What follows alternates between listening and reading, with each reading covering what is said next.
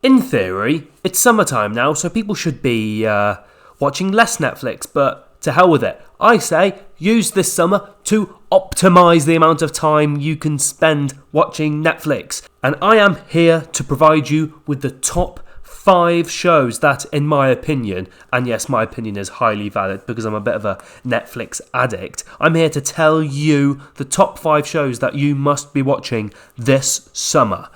Let's check them out.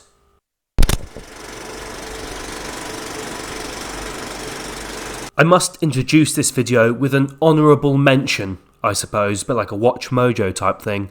I'm not including these in my top 5 because I feel the vast majority of people who are on Netflix have already seen these, but it wouldn't be a top 5 action series without at least mentioning them at least once, and that is, of course, the multiple Marvel series, such as Iron Fist, Jessica Jones, Luke Cage, Daredevil, those types of shows.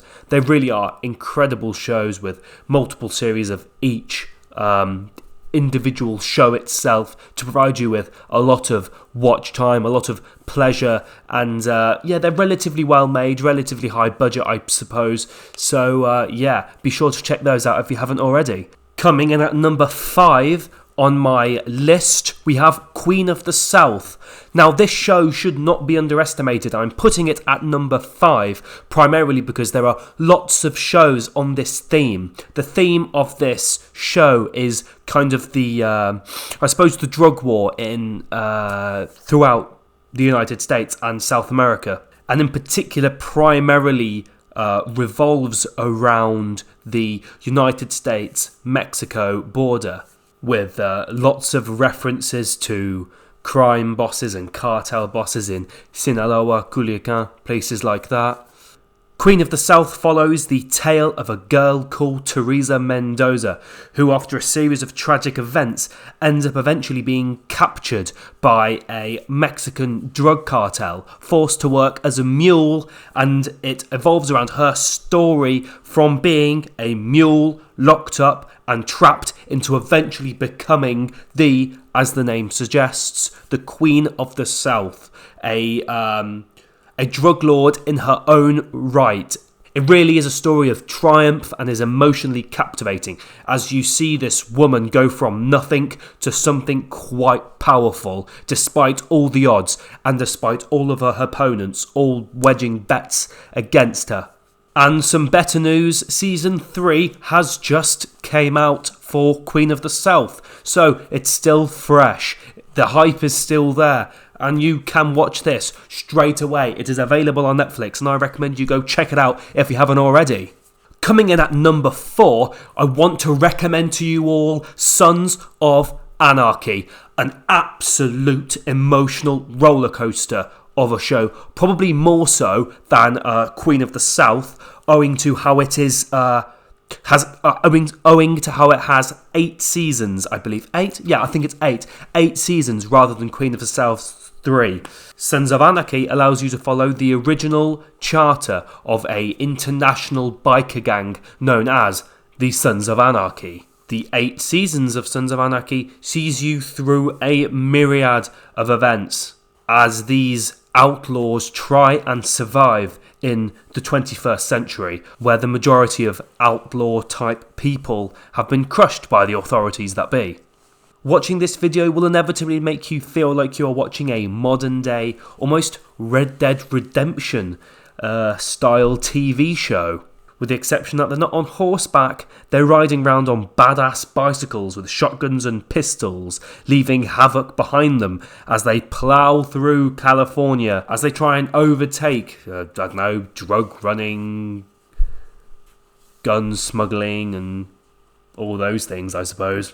I cannot recommend the video highly enough. There will be so many moments throughout the show where you find yourself clutching at your hair going, oh no, I'm so emotionally devastated that this guy just died. And you will also have moments where you're there going, go on, get him! So if you are sat at home and you're like, oh, I kind of feel like I want a bit more action in my life, well hell, watch some Sons of Anarchy. You will not be disappointed. Let's move on to number 3. Okay, for number 3, we are toning things down quite substantially, and I'm going to recommend that you watch Dexter. Dexter, in my opinion, can be best described as a murder, criminal, investigation, detective type series on steroids. It is the standard detective type show, but pumped full of extra action, extra uncertainty, extra violence, and extra kind of, whoa, I really want to watch more. And how it does this is each kind of crime that the Miami Police Department, where it's based, what they're investigating, the whole crime is that one series. So each crime is really drawn out, really kind of complex, and you really find yourself at one with the police department as they desperately try and figure out what's going on, whilst at the same time following the life of Dexter Morgan, who is a blood splatter analyst for the Miami Metro Police Department, but on the side, he's a serial killer who only targets murderers. This, as you can imagine, provides a vast array of complications for both himself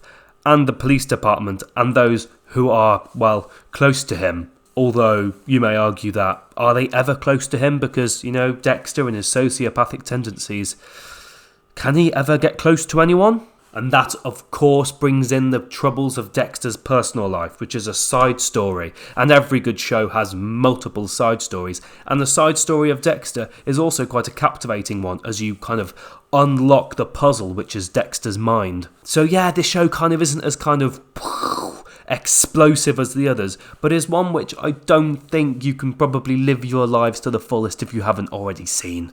So go and watch it before I start discussing number 2.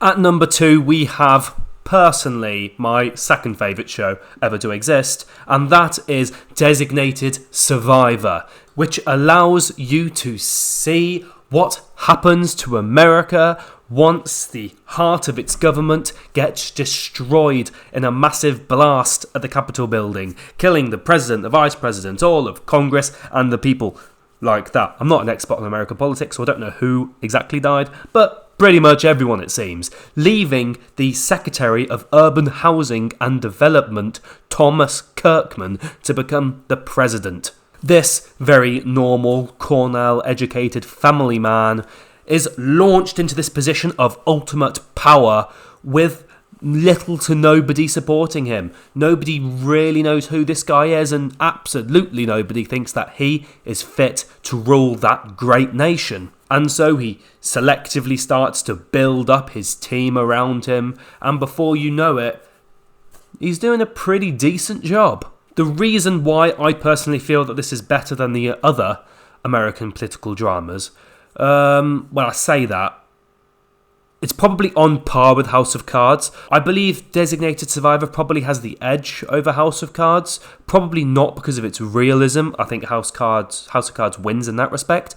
But I think Designated Survivor might win because of how it's kind of fueled and propagated through tragedy and, action, I suppose, to put it simply. So if you're craving a little bit of a political drama, or you're looking to kind of imagine what the life is like for the President of the United States, or you're just wondering to see what would happen, or what would theoretically happen if something tragic such as this happened to the world, well, Designated Survivor will satisfy some of your curiosity.